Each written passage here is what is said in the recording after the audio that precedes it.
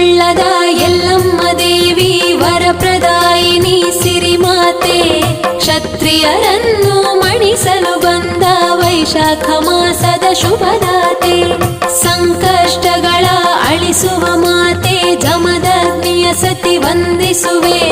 14 ಯೋಗಿನಿ ರೂಪದಿ ಬಂದ